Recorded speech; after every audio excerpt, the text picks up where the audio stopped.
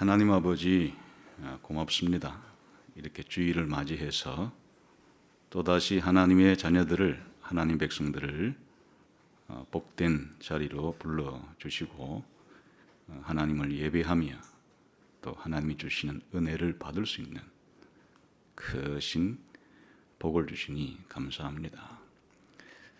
세상을 살아갈 때 여러 가지 환난과 역경이 닥쳐올수록 우리들이 하나님을 향한, 하나님을 의지하는 마음은 더 커지게 해주시고 또 하나님의 섭리에 대한 믿음을 굳건히 하게 해주시기를 원합니다. 그래서 우리의 신앙과 소망과 사랑이 흔들리지 않고 어떤 환경에 처하든지 빛을 발할 수 있도록, 우리 어려울 때 우리의 신앙과 소망이 더 빛날 수 있도록 우리를 그렇게 인도해 주시기를 원합니다. 이 시간도 하나님의 말씀과 성령님을 통해서 우리 각자에게 하나님께서 원하시는 뜻이 분명히 드러나고 또 우리가 하나님 말씀에 순종하겠다고 하는 결의를 다시 한번 다질 수 있는 복된 시간이 되게 해 주옵소서.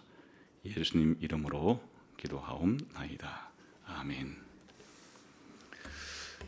오늘도 예수님께서 산상설교에서 말씀하신 맹세에 대한 문제, 정확하게 말하면 진실과 거짓의 문제에 있어서 기독교인들은 거짓을 쫓지 말고 진실을 추구하라 하는 이 내용에 대해서 좀 더 살펴보도록 하겠습니다.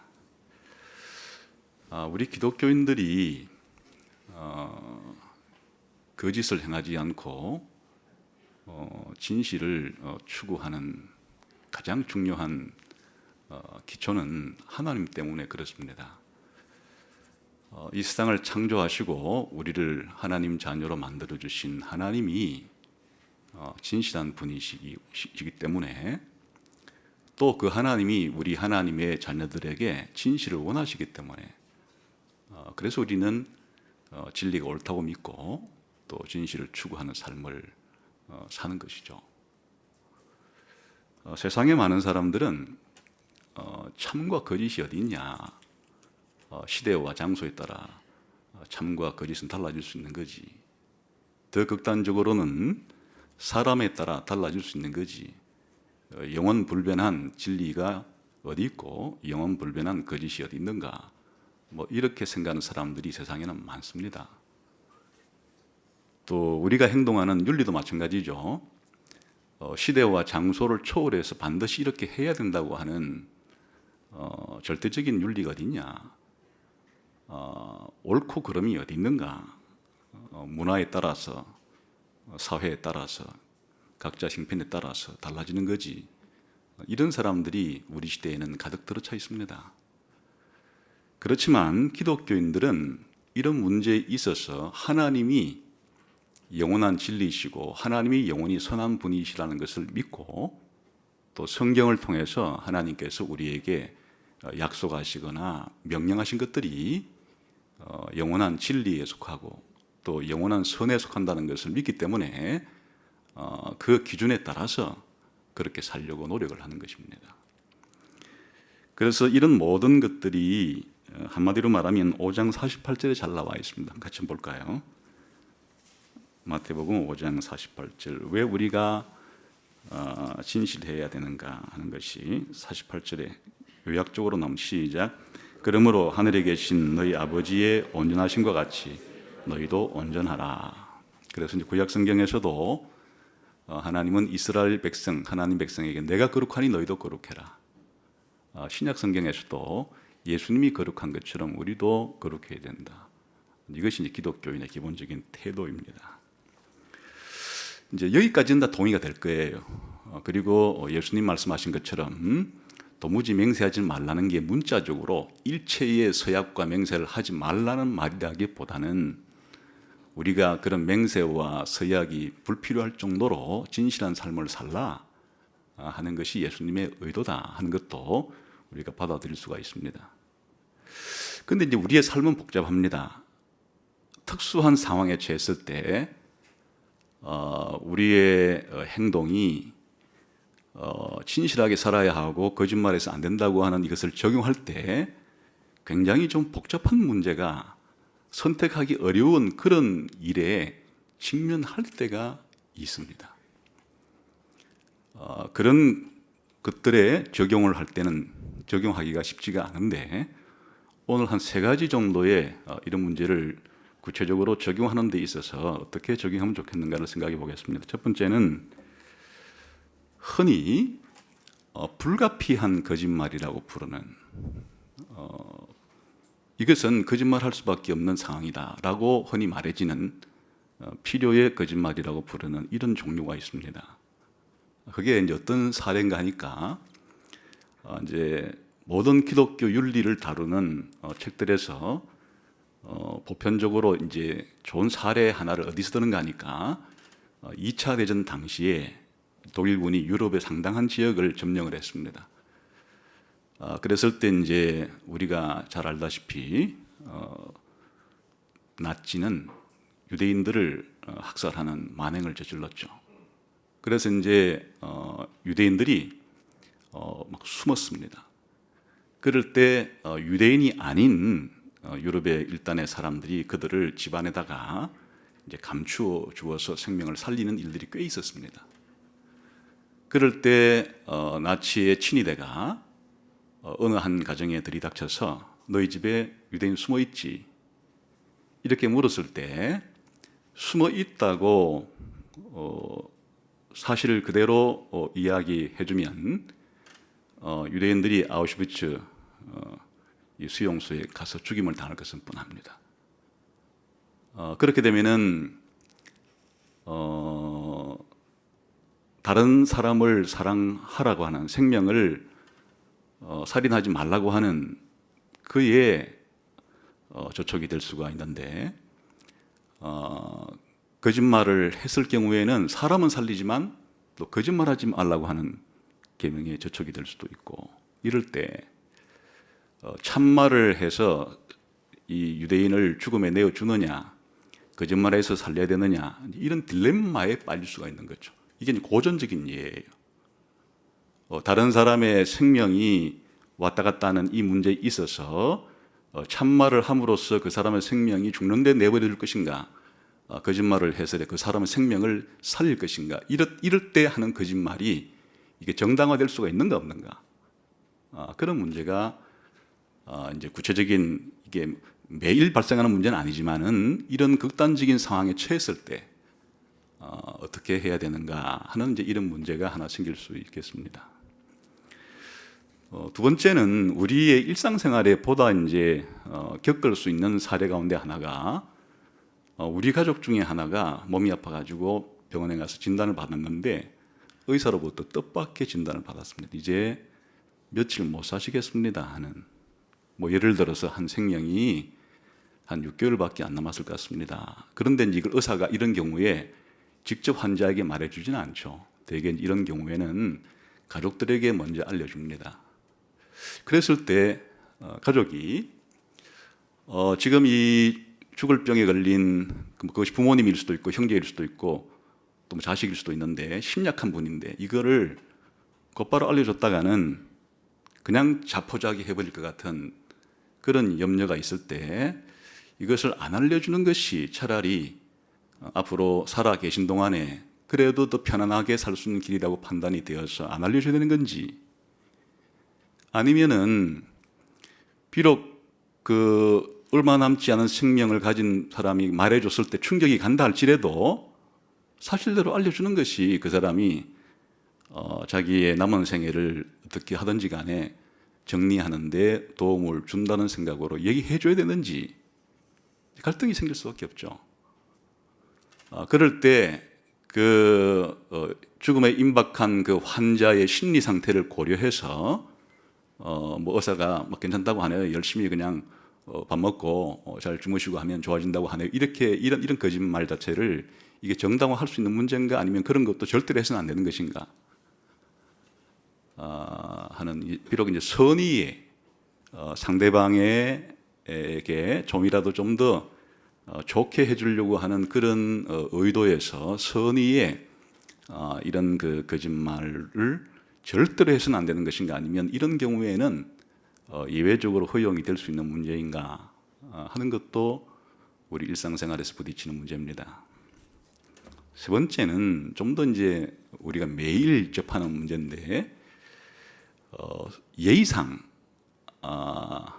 그 관습상 그렇게 이제 거짓말을 하게 된 경우들도 있습니다. 예를 들면 애가 이제 뭐 감기에 걸리거나 병에 걸렸을 때 약을 먹이려고 할 때 애들이 약 한 먹어보면 싫어하죠. 약이 되게 뭐 써죠. 그러니까 이제 안 먹으려고 이렇게 하는데, 이번 약은 달라, 이거 얼마나 맛있는데 하면서 부모가 쩝쩝쩝쩝 하면서 한 점 먹어보고 맛있다고 이렇게 하고 이제 먹이.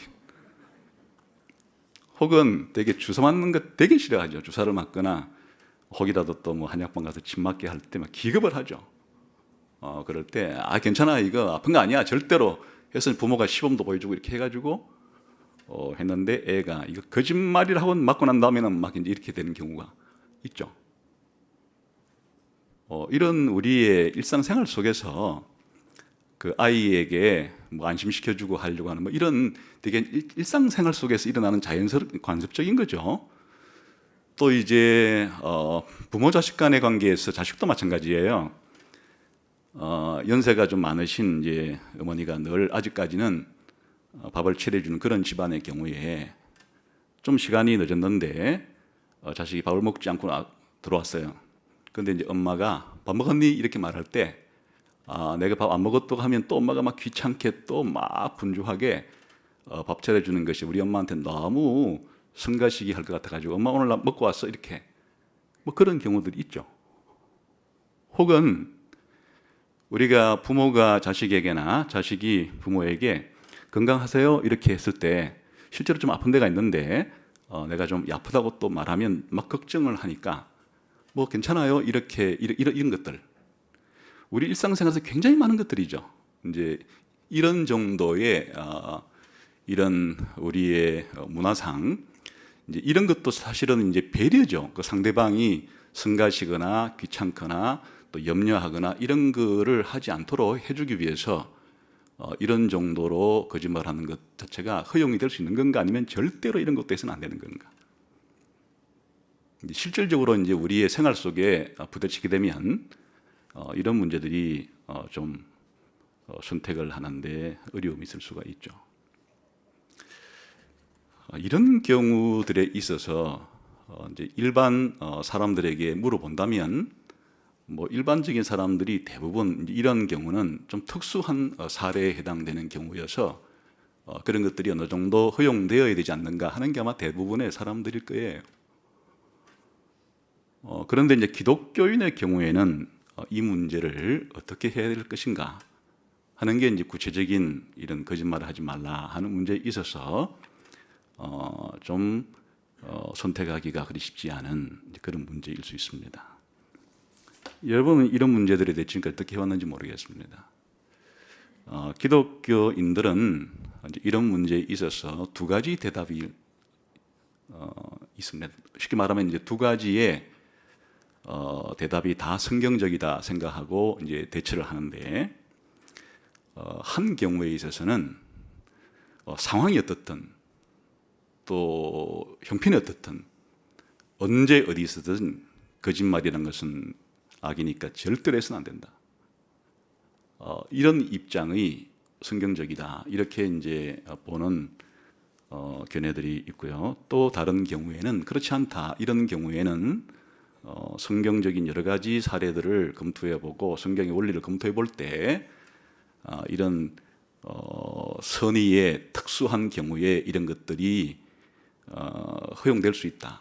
이런 것들을 했다고 해서 그것을 죄책감을 느끼거나 그러지 않아도 될 문제 정도가 된다. 이런 견해가 있습니다.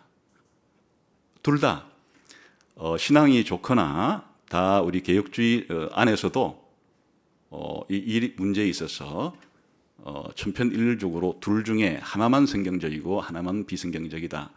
이렇게 의견이 통일이 잘 안 됩니다. 두 가지의 이제 해석이 다 성경적이라고 믿으니까 그런 태도를 취하는 것이에요. 그런 이제 두 가지의 입장이 있어서 오늘 이런 부분에 있어서 조금 더 함께 살펴보는 것이 구체적으로 적용하는 데는 도움이 되겠다 싶습니다. 우선 필수 부가결하게 거짓말을 할 수밖에 없는 이제 그런 다른 사람의 생명이 달린 다른 사람의 생명을 살리느냐 죽이느냐에 달려 있는 이런 경우에 어떻게 하는 것이 성경적으로 기독교인이 더 합당한 것일까 하는 문제에 있어서 절대로 어떤 상황이건 어떤 경우든 거짓말을 해서는 안 된다고 이렇게 이제 생각하는 사람들 입장에서는 왜 이렇게 생각을 하는가 하면 이런 경우라 이런 극단적인 경우라 할지라도 선택은 여러 가지가 있을 수가 있다는 거예요. 첫 번째 선택은 진실을 말하는 거죠. 그러면 이제 그 사람의 생명은 죽임을 당하는 거죠. 거짓말을 하면은 그 사람의 생명은 살겠지만은 뭔가 좀 그래도 거짓말했다고 하는 느낌이 있을 수 있겠죠. 이 두 가지만 선택할 수 있는 것이 아니고 제3의 방법도 있다 이럴 때 침묵하면 된다. 침묵하면. 좋은 방법이 있을지 모르겠어요. 침묵하면 그러면 이 독일 분들이 가만히 있다고 해서 어떻게 갈 건가? 아니면 의심해서 뒤질 것인가? 그건 이제 그 다음 문제고 어쨌든 본인이 말하기도 그렇고 말하지 않기도 그러니까 그건 침묵이다. 그 다음 문제는 하나님이 알아서 해주시라. 이렇게 선택하는 것도 거짓말할 수도 없고 안 할 수도 없고 이렇게 갈등을 느낀다 그러면 하나의 선택지가 될 수가 있다. 네 번째는 이건 아주 기가 막힌 방법인데요. 유태인 너희 집에 숨어 있지 이렇게 말했을 때 있다 없다를 말하지 말고 딴소리를 그냥 해라. 오늘 날씨 좋죠? 뭐 이렇게 해가지고 어디 사세요? 뭐 이런 식으로 하여튼 딴소리를 그냥 늘어놔라.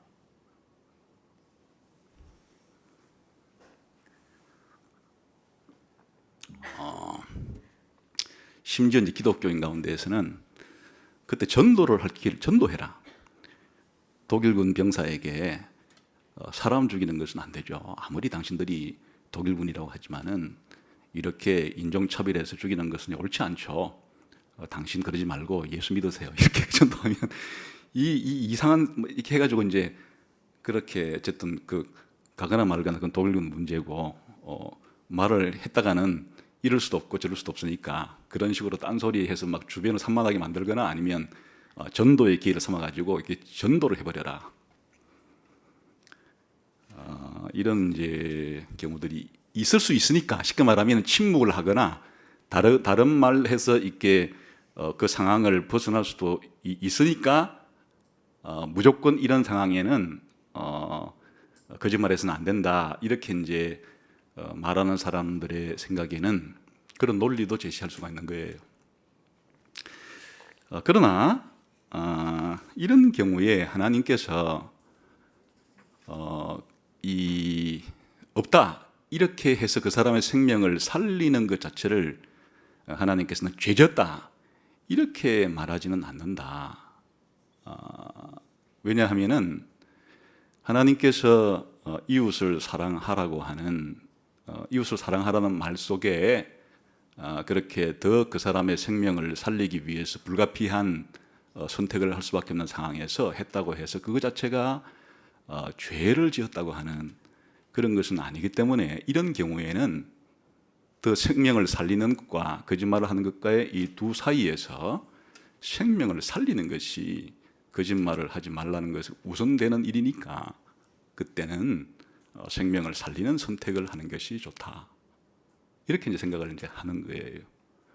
그런데 이제 이런 문제에 있어서 이런 경우는 아주 극단적인 경우인데 우리가 살아가면서 이런 경우를 만나게 될지 안 만나게 될지는 이제 잘 확실히 알 수 없는 그지만은 이제 그런 경우가 생길 수는 있겠죠. 그래서 어떻게 할까 그런 문제 되는 거고. 두 번째는 이제 불치병에 걸린 환자에게 진실을 알리는 이런 문제에 있어서는 이게 좀 다른 문제 무슨 말인가 하니까 말을 해준다고 해서 안 해준다고 해서 이 사람 생명이 단정 왔다 갔다 하는 건 아니기 때문에 좀 그 사람의 심리 상태가 좀 더 불안하고 좀 더 편안하고 이런 문제이므로 아까 그 생명이 왔다 갔다 하는 이것과는 좀 차원이 다르죠. 다르기 때문에 예를 들어서 이런 경우는 아주 이제 또 그 안에서 그 사람의 관계라든지 굉장히 다양한 사례들이 있을 수가 있겠는데 이제 기본적으로는 저 환자의 심리 상태가 너무 불안하고 그러니까 지금 말했다가는 무슨 사단이 벌어질지 모르겠다. 막 이제 충격을 받아가지고는 자기 스스로 생을 포기하려고 한다든지 막 이런 일을 벌일 가능성이 이제 있다고 생각이 될 경우에는 가족들이 회의를 해가지고 우리 알려야 마땅하지만은 이 경우에는 좀 우리가 알리지 않는 것이 좋겠다. 이렇게 다른 가족들이 이제 해가지고 좀 감추는 경우도 있을 수 있죠. 그 의도 자체가 나쁜 건 아니죠. 사실은 그 이제 환자의 상태를 말했을 때도 별로 문제 없이 잘 견뎌낼 것 같으면야 당연히 했겠지만은 도무지 이것을 얘기했다가는 앞으로 남은 6개월이 문제가 아니라 그 이전에도 무슨 일이 벌어질지 모르겠다고 하는 이런 것이 충분히 예측 가능한 또 예측이 되는 그런 경우에 불가피하게 이제 그렇게 잠시 감출 수 있는 그런 문제가 있을 수는 그것도 사실은 들어보면 상대방에 대한 배려란 말이에요. 그걸 뭐 저 사람에게 거짓말을 해가지고 얼마 남지 않은 사람을 어떻게 하겠다는 게 아니죠. 어쨌든 그 사람을 좀 더 남은 기간 동안이라도 마음 편히 이런 이제 의도로 일단 그렇게 이제 하는 사람도 하는 거란 말이죠. 그러나 이런 경우에 다른 선택을 할 수도 있어요. 사람의 생명이라는 것이 하나님이 주신 생명인데 자기가 죽음이 임박했다는 사실이 분명히 드러났음에도 불구하고 모르고 죽는다는 것은 자기의 죽음을 대비할 시간을 빼앗는 것이니까 그게 절대로 좋은 일이 아니다. 좀 처음에는 충격이 있을지 모르겠지만은 잘 분위기를 만들어서 잘 여건을 만들어서 정직하게 얘기를 해줘야 죽음 앞에 진실하게 대면해서 처음에 좀 당황스러운 시간을 지나고 그 다음부터는 자기 생을 잘 마무리하고 죽음 준비를 하게끔 돕는 것이 그 사람을 돕는 거다 실제로 이럴 수 있겠죠. 그런데 이제 둘 다 그 환자를 돕는데 어느 것이 더 환자에게 도움이 될 것인가에 따라서 그렇게 이제 판단을 사실은 하는 거죠. 그러니까 어느 선택을 했다고 해서 우리가 비난할 수 있는 문제는 이런 경우에 있어서 아니죠. 둘 다 이제 환자를 어떻게 하면 좀 더 좋게 해줄까라고 하는 환자에 대한 배려에서 말을 하건 말을 하지 않건 그렇게 하는 문제니까요. 이제 이럴 때에 또 기독교인은 아무리 그래도 이건 절대로 이 감춰서는 안 되는 거야. 100% 그냥 해줘야 되는 거야라고만 그것이 옳고 그렇지 않고 좀 감출 때는 그건 죄야. 이렇게 보는 기독교는 있을 수 있습니다. 그러나 이런 경우에 상대방에 대한 배려에 따라서 그렇게 뭐 하는 것 자체가 이걸 죄라고까지 말하기는 어렵지 않느냐 이렇게 생각하는 기독교인이 있을 수도 있다. 그리고 세 번째도 말씀드렸는데 아까 부모가 애에게 밥을 먹이려고 하는데 밥을 안 먹이려고 하는 거니까 맛있다고 엄마가 하면서 엄마가 먼저 두 숟가락 막 먹고 그 애를 막 먹였을 때 애가 먹고 난 다음에 뭐가 맛있어 이렇게 엄마는 거짓말쟁이야 이렇게 이제 그래도 부모 입장에서는 애를 안 먹게 하고 굶기 가지고 병드는 것보다는 이렇게 좀 해서 먹이려고 하는 이런 노력들 이것들이 이런 이제 일상에 우리가 흔히 상대방에 대한 배려의 차원에서 예의 차원에서 어떤 면에서는 진행되는 일들이 있죠. 만일 우리가 살아가는데 상대방에 대한 배려에서 예의 차원에서의 이런 그 관습의 차원에서의 상대방에게 대해서 진실은 아니랄지라도 그렇게 이해하게 해주는 이런 것들이 전혀 이게 이제 100% 죄이기 때문에 사실대로 다 그대로 얘기해야 된다. 이러면은 그 대인 관계가 어떻게 될 거라고 생각이 들으세요? 아내가 오늘 이제 이발이 아니라 이제 머리를 하고 오늘 나 어때 예뻐? 이걸 예쁘다고 해야 되나 안 해야 되나? 이제 예쁘다는 생각이 들면 해주면 되는데 보니까 오늘 그 머리 헤어스타일은 자기 마음에 전혀 들지도 않고 완전히 자기가 생각할 때 돈을 낭비했다고 생각이 들 때 오늘 돈 낭비했네 이러면 부부관계 깨지는 거 아니에요?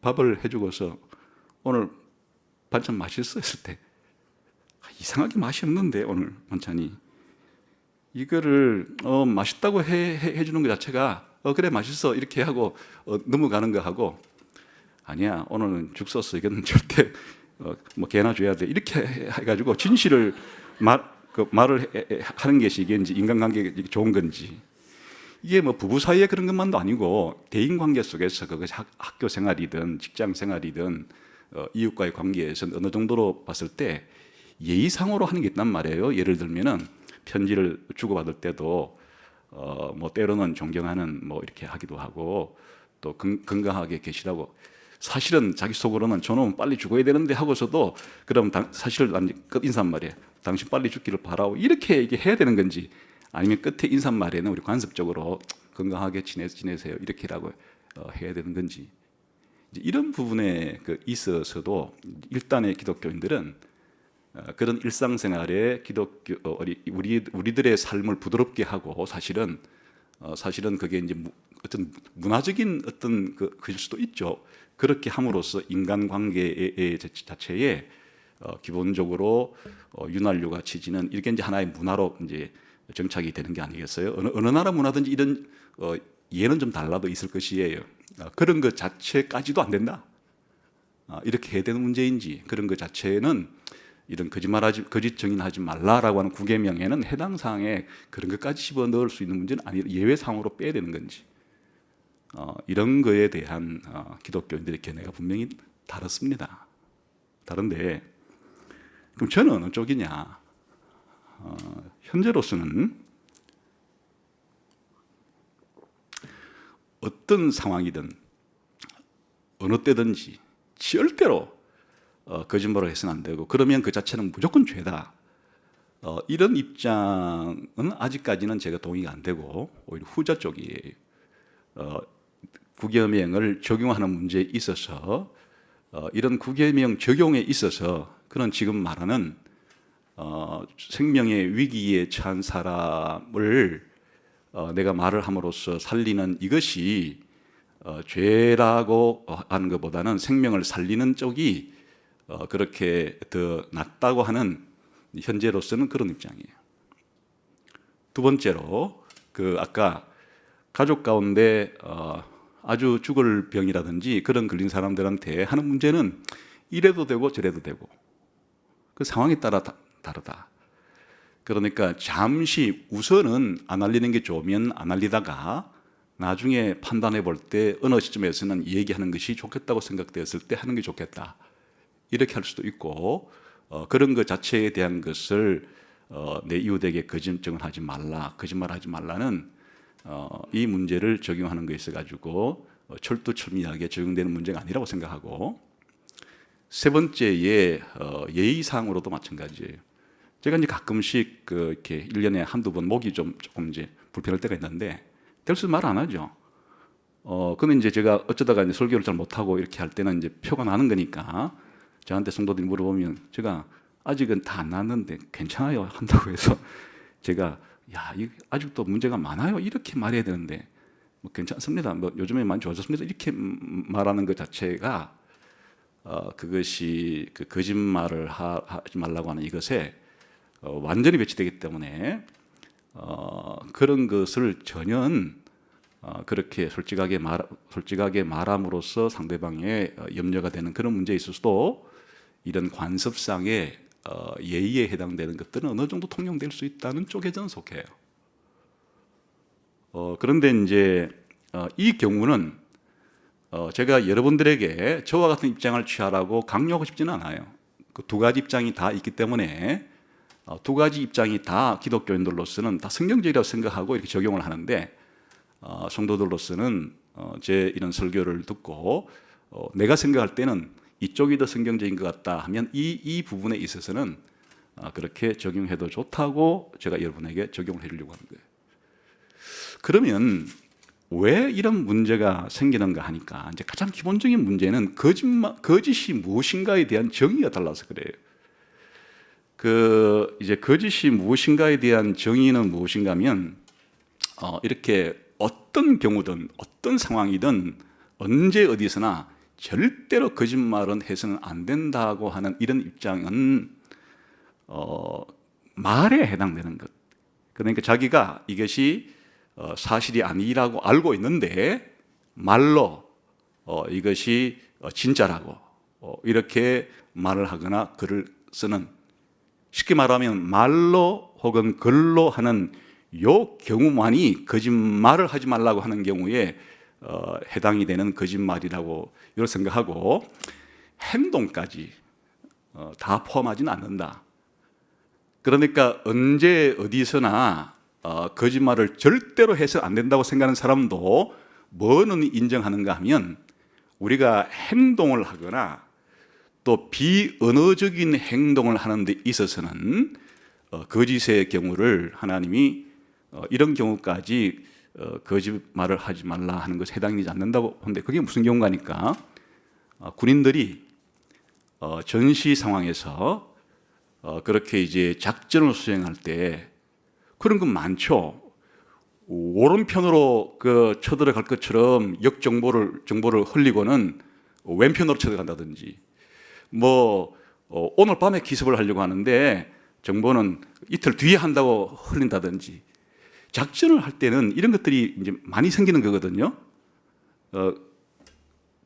쉽게 말하면 전시에 이런 작전을 할 때 승리하기 위해서 사실은 이런 기만술이 승리의 관건인 수가 많죠.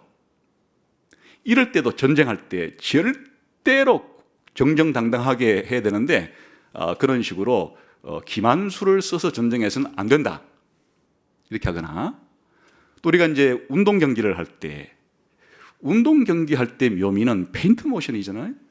예를 들면 이제 축구를 드리블해서 가는데 왼편으로 돌파하고 싶을 때 왼편으로 가면 다 공격수가 왼편으로 막을 거니까 그때는 오른편으로 가는 것 척 하고는 왼편으로 돌려서 이렇게 슉슉슉슉 해가지고 골인을 넣는데 축구의 묘미가 있지, 정직하게 항상 나는 왼쪽으로 할 거야 다 하고 왼쪽으로 맞고 이렇게 하면은 이게 축구만 그런 게 아니고 농구든 배구든 다 스포츠 경기 자체에서 이와 같이 상대방을 거짓으로 유도해서 승리하게 하는 이런 것까지도 절대로 안 된다. 그런 것도 해서는 안 되는 거야, 스포츠에서도. 이렇게 말하는 기독교인은 없어요. 기독교 윤리학자는 없어요. 무슨 말인가 하면요, 물론 이제 특수한 경우는 그렇게 극단적일 수도 있으나 적어도 기독교의 신학자 혹은 목회자가 성도들을 가르치기 위해서 기독교 윤리를 가르치는 입장에서 그런 전시상의 작전이라든지 운동 경기 할 때의 페인트 모션이라든지 이런 일체의 거짓된 행동은 일체 안 되는 거다, 이렇게 말하는 사람은 없다 그거예요. 아까 언제 어디서나 그렇게 거짓을 말해서는 안 된다 하는 경우는 어디다가 한정시키는 거니까 이런 행동이라든지 비언어적인 그런 제스처에는 그건 해당 사항이 없다, 이건 다 동의하는 거예요. 그다음 말할 때는 그렇게 자기가 사실이 아니라고 생각하는 것에 대해서 반대로 그렇게 말을 할 때는 거짓말이니까, 거짓말이라는 정의는 여기에 말에만 그거를 한정시켜야 되는 것이고 이런 행동이라든지 이런 것에는 적용이 되지 않는다, 이렇게 생각하는 입장이에요. 그러나 전시라든지 그 운동 경기의 상황은 특수한 경우란 말이에요. 그게 일상적인 상황이 아니죠. 이런 특수한 상황 속에서 그렇게 전쟁 중에 그런 기만술이라든지 운동 경기 중에 페인트 모션 자체가 일상적인 상황이 아닌 특수한 상황의 사례이듯이 아까 말한 그런 특수한 그런 생명이 위급을 다투는 그런 경우에 아까 거짓말 자체가 이게 이러한 특수 사례에 속한다. 거짓말이라는 것 자체가 꼭 말에만 해당되는 게 아니고 행동이든지 모션이든지 말이든지 그 원리상 똑같은 거지. 그게 말하고 행동하고 그 어떻게 딱 부러지게 구분되는 것이냐 이렇게 생각하기 때문에 아까 말한 것처럼 절대로 언제 어디서나 거짓말을 해서는 안 된다고 하는 그런 입장에 있는 사람도 이런 전시 상황이라든지 운동 경위는 다 인정을 해요. 하는데 이제 말만 가지고 그렇게 하는 거니까 말과 행동이 분리되는 것이 아니다. 그런 입장에서 이제 그런 경우는 사례라고 예외라고 보는 거예요. 왜 그런 거 하니 성경에서 그런 전시 상황 속에서의 그런 기만 작전은 그 하나님께서도 그렇게 하라고 한 경우가 있어요. 그 여호수아가 아이성을 점령할 때 하나님께서 작전 지시를 내려준 거예요. 어떻게 하는가 하니까 아이성을 갈 때 복병들을 아이성 후방에다가 매복을 시켜놓고 너희가 가서 진 것처럼 해서 그러면 이제 아이성 사람들이 우르르르 이렇게 몰려 들어오는 기만수를 써서 유인을 한 다음에 성 북쪽에 있는 매복한 사람들이 성을 점령을 해서 그렇게 이겨라. 그게 이제 여호수아가 아이성을 점령할 때 그 사례가 명백히 나오는 거란 말이에요. 그리고 다윗이 블레셋과 싸울 때도 하나님께서 어떻게 블레셋을 쳐라고 한 경우가 있는가 하니까 정상적인 방법으로 하지 말고 이렇게 기습을 해서 해라. 그것도 그 상대방에게 전혀 예측하지 않는 방법으로 평상시 그렇게 공격하지 않을 것 같은 그런 상황을 만들고 불의에 기습을 해서 그렇게 이겨라. 이런 것들이 이제 성경 사례에 나오니까 이런 것 자체에 아까 말한 것처럼 천편일률적으로 적용을 해가지고 그런 전시의 그런 상황에 작전의 한 일환으로서의 그런 기만수를 쓰는 것까지도 하나님은 절대로 해서는 안 된다. 이렇게까지 말하기는 어려우니까 이제 그런 부분에 대해서는 받아들인다. 받아들이지만은 말로 하는 것에 해당에 있어서는 행동으로 하는 것과는 다른 거다. 영역이 다른 거니까 절대로 말로 하는 것에 있어서는 이게 행동과는 달리 그렇게 사실이 아닌 것을 말해서는 안 된다. 그런 이제 입장이고 아까 말한 것처럼 아까 그런 이제 이런 것까지는 다 동의한다면 이제 뭐가 문제가 되는가 하니까 기생 라합의 사례와 또 히브리 산파의 이제 사례가 이제 문제가 되는 것이에요.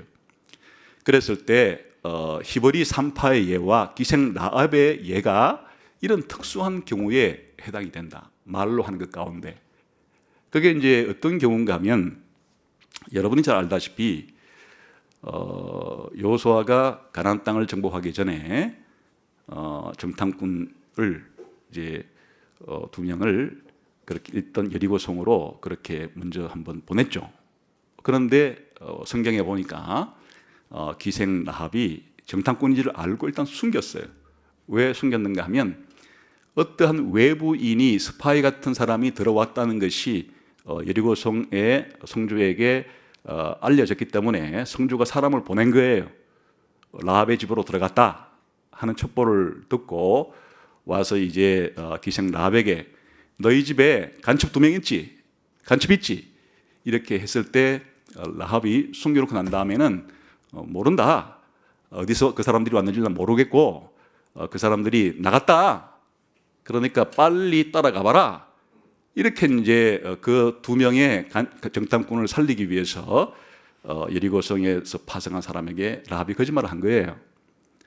그렇게 하고 이제 나가자 지붕으로 숨겨놨다가 다시 한 3일 정도 저 산속에 숨어 있다가 도망가라 해서 어쨌든 이제 기생 라합이 2명을 살린 경우가 말로 분명히 말로 그렇게 사실이 아닌 내용을 말함으로써 정탐꾼을 살렸는데 성경에서 기생 라합이 거짓말로 살렸다 하니까 이렇게 기생 라합에 대한 거짓말의 죄를 정죄하는 것 같은 분위기가 아니고 성경이 신약 성경이 언급할 때 기생 라합이 그렇게 한 게 상당히 믿음으로 한 행동이었다라고 이제 인정을 해주는 것 같은 평가가 있다는 거예요. 한번 볼까요? 우리 한번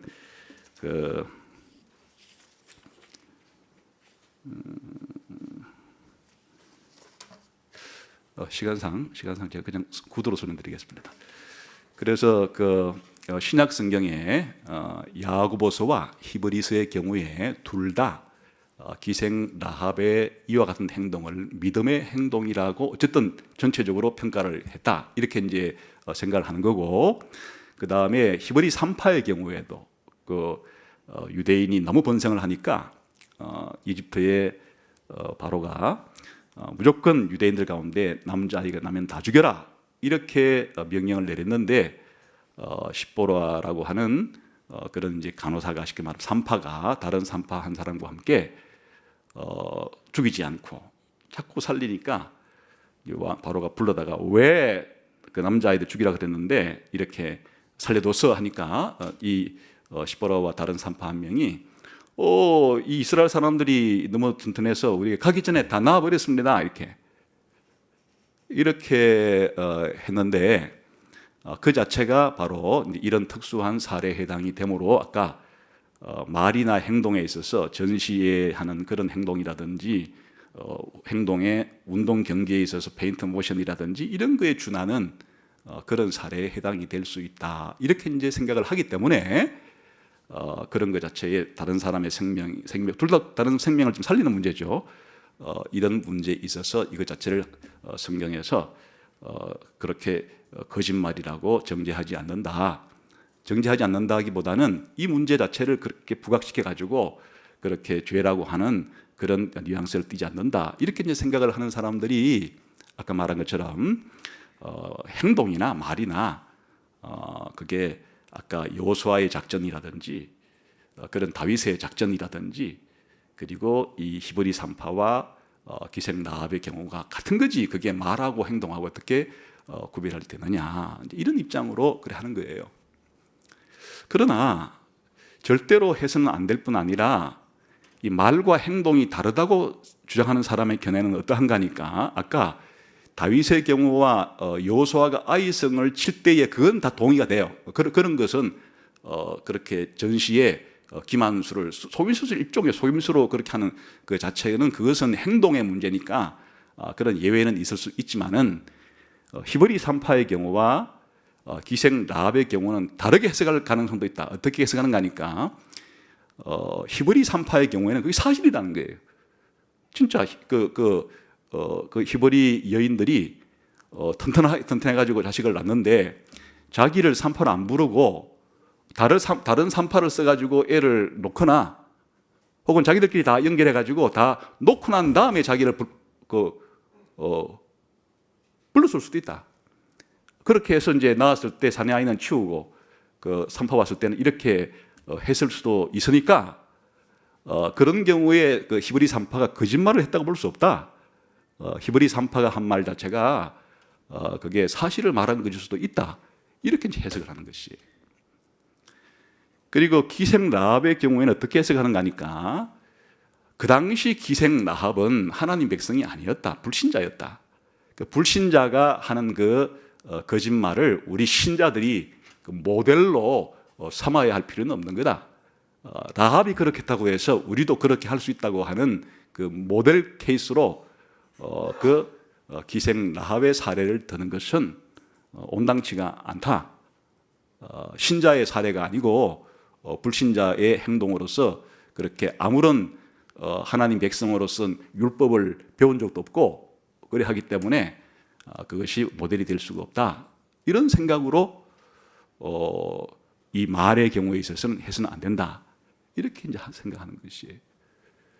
그러니까 이제 어떤 경우에 왜 그 둘 다 기본적으로는 이제 하나님 말씀대로 신자니까 살아가려고 하는 태도는 가지고 있는데 그런 경우에 있어서 이제 해석의 차이가 생기기도 하고 그래요. 그래서 이제 제 경우는 말과 행동을 거짓말과 거짓 행동이라는 자체를 그렇게 분간할 수 있는 문제가 아니므로 이것은 특수한 사례에 해당이 되는 경우다. 이렇게 이제 생각 입장이지만은 그렇지 않고 절대로 특수한 상황이 될 수 없다고 믿는 사람들도 있으니까 그 선택을 여러분이 해야 된다는 뜻이에요. 두 번째로 왜 이런 문제가 발생하는 것인가 하니까 십계명을 해석할 때 십계명에 나오는 이 계명 하나하나가 어떤 상황이든지 어떤 형편이든지 절대로 그 안에 있는 말을 문자 그대로 지키라고 주신 것인가? 아니면 이것이 전체적인 이 십계명을 주신 의도에 비추어서 해석을 해야 되는 것인가의 차이예요. 무슨 말인가 하면은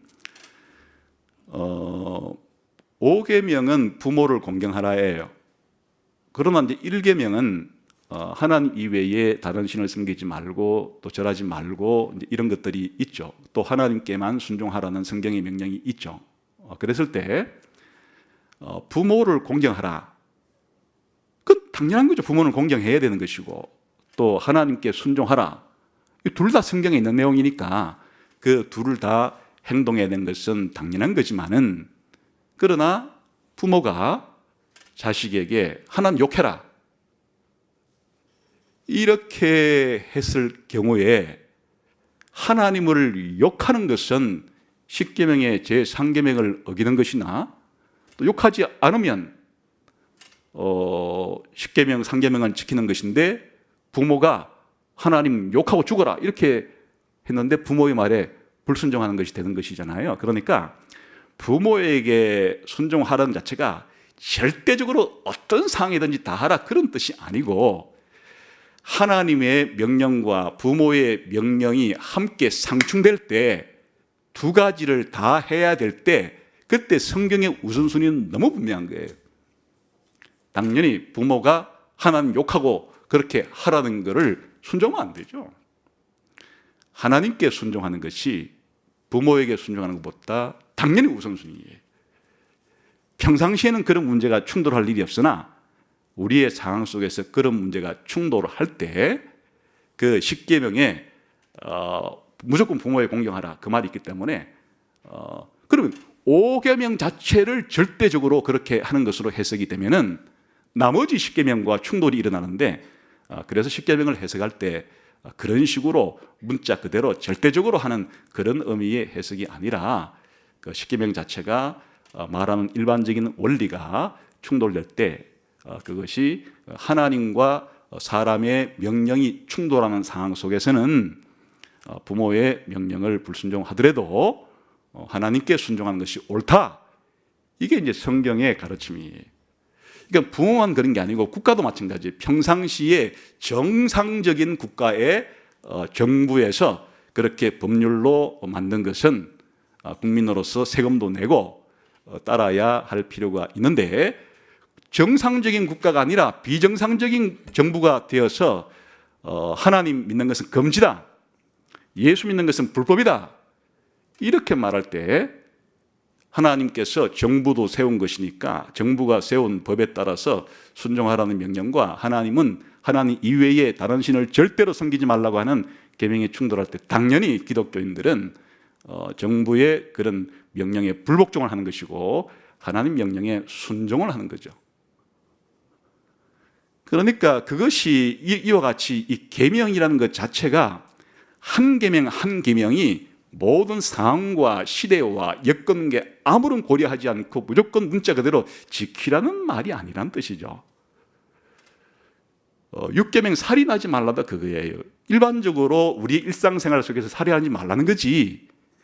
하나님께서 이스라엘 백성에게 가나안 족속을 진멸하라든지 또 재판관들이 그렇게 재판을 해서 이 사람은 사형이라고 그렇게 했을 때 그 국가의 관리로서 사형을 집행하는 거라든지 혹은 정당방위의 일환으로서 살인하게 되는 그런 다양한 사례들이 있는데 그런 것 자체를 모조리 무시하고 절대로 어쨌든 살인하지 말라는 것 자체가 절대 계명이기 때문에 이것은 전쟁에 참가해서도 안 되고 국가에 우리는 그런 법을 집행해서 안 되는 거고 정당방위는 해서는 안 되는 거 그냥 죽어야 되는 것이고 이렇게 살인하지 말라고 하는 계명 자체를 절대화시켜서 그렇게 해석하면 해석할 수가 있는데 성경 전체의 원리와 10계명의 적용의 원리에 따라서 살인하지 말라는 것이 일반적인 명령은 당연하나 그렇게 전시 상황이라든지 정당방위 상황이라든지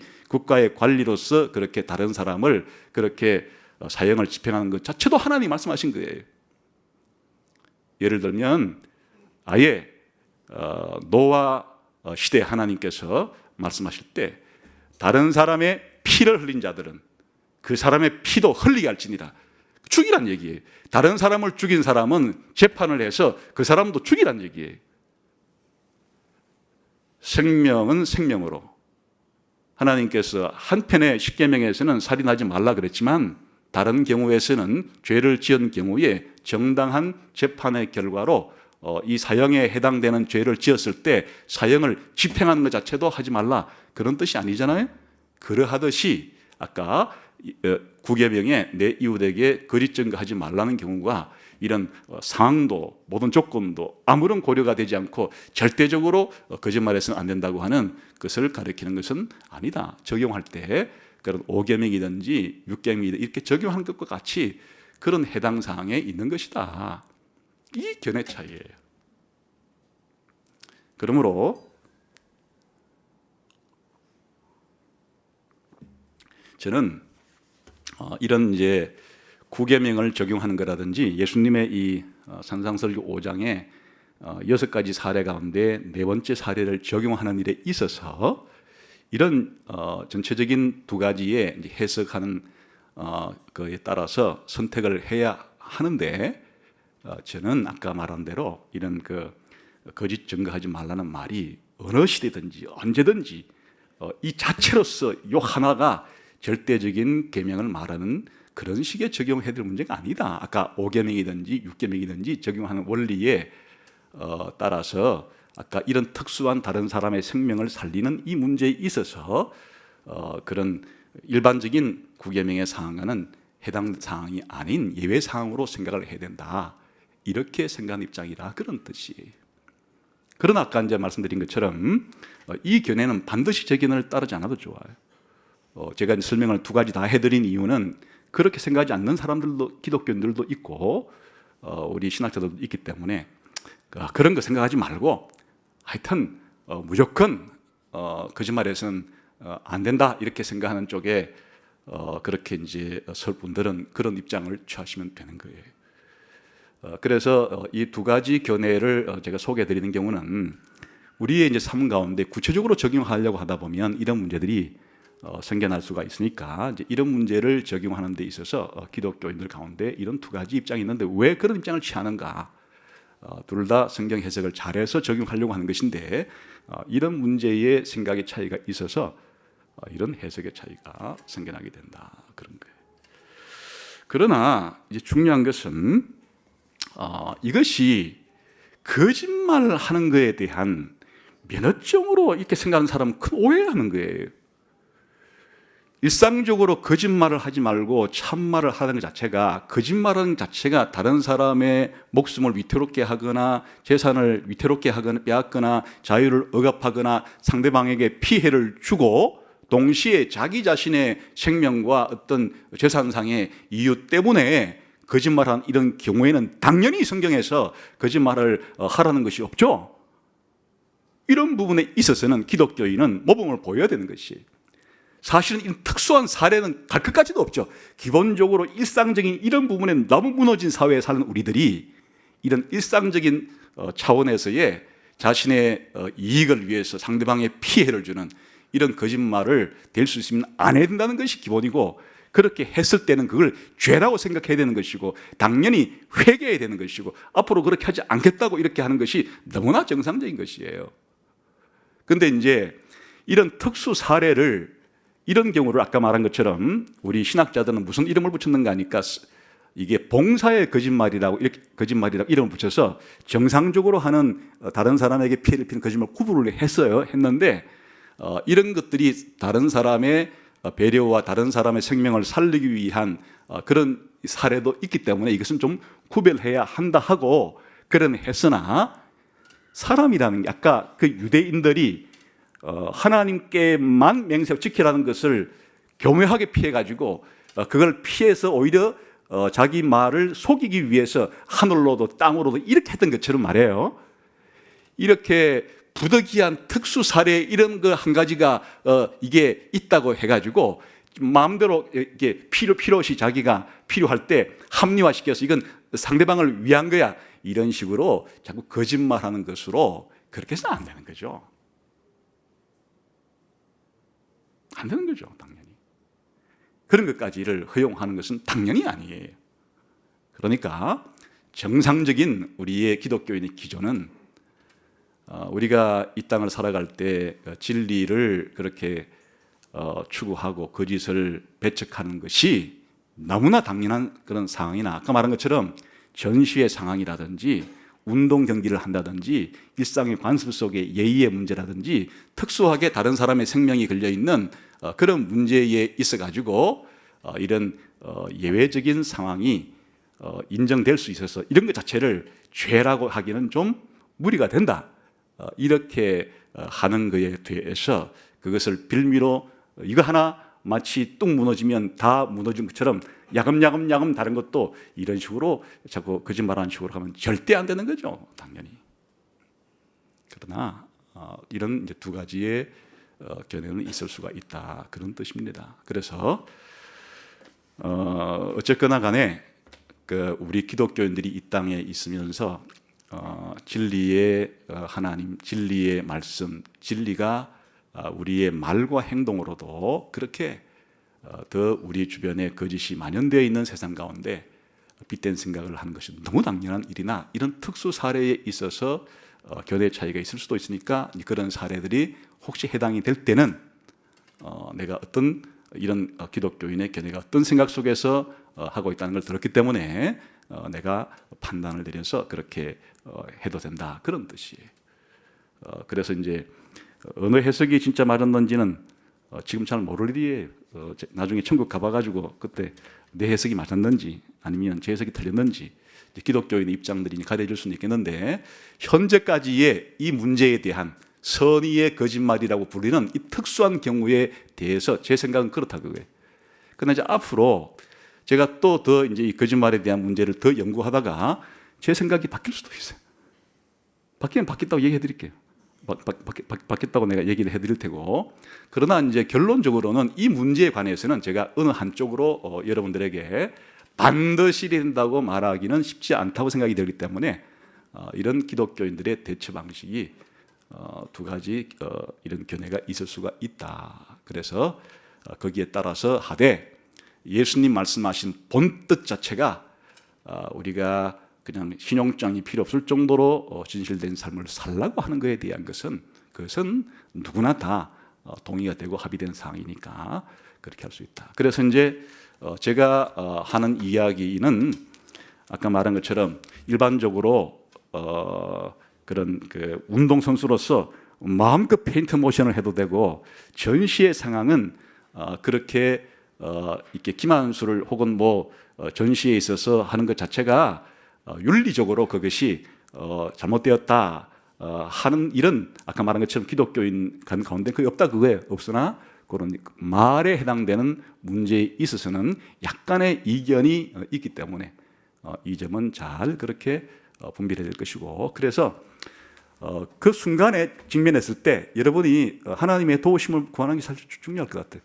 아까 말한 것처럼 진실을 말하기, 거짓말을 말하기, 침묵하기, 막 전도하기 내지는 다른 말로 돌려대기, 그 뭐 해야 될지에 대한 상황들은 여러분들이 선택의 옵션은 여러 가지니까 그렇게 해도 되고 또 이제 아까 말한 것처럼 예의고 뭐고 없다. 나는 그냥 진실을 해가지고 관계가 깨지든지 말든지 해서 그렇게 진실을 말했으나 관계는 다 깨지고 홀로 남든지 아니면은 이렇게 이런 것 정도 자체는 아까 말한 것처럼 이게 허용이라기보다는 예외적인 상황에 있는 거짓 증거하지 말라는 것에 적용에 해당되는 사항은 아니니까 그래서 밥 묻나 하면은 밥 안 먹었어도 때로는 뭐 무엇입니다 이렇게 하는 것 자체가 이것 자체를 가지고 막 거짓말했던 양심의 가책을 가지고 이렇게 하는 것은 아니라고 말할 수도 있다. 이제 이런 부분이니까 여러분들에게 이런 것들 자체가 한 번도 문제시되지 않았던 분들에게는 사실 설교할 필요도 없을 것이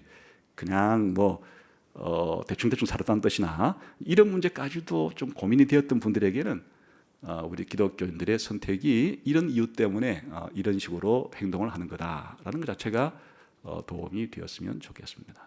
기도하겠습니다.